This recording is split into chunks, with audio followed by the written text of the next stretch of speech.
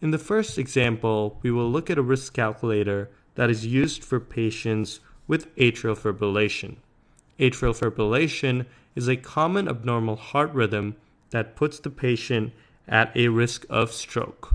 For patients with atrial fibrillation, we will look at an example of a model that predicts the 1-year risk of stroke.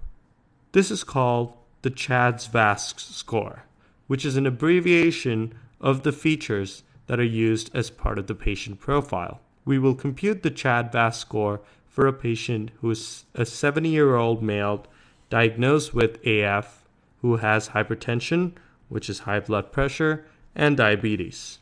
We will calculate their 1-year risk of stroke. There are a lot of medical terms here, and it's alright if you don't know what they mean, as long as you understand that they are features that are part of a patient profile. Note that the prognostic model already tells us the coefficients or the weights associated with each of the features. Our first task is going to be to enter in all of the patient values into the table.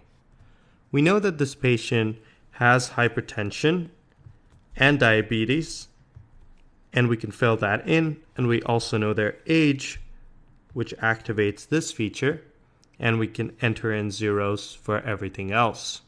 We will now multiply each of these values by the coefficient associated with that value and enter that into this column.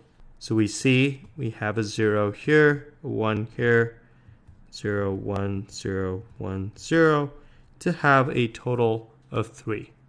And so this 3 is the risk score that this model outputs. And there we have computed by hand our first prognostic score using a model that is used in clinical practice.